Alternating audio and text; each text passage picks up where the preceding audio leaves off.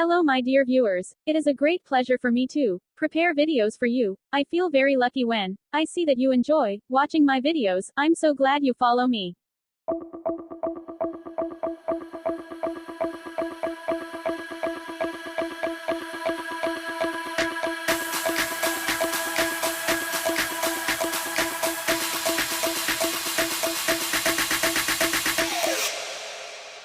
You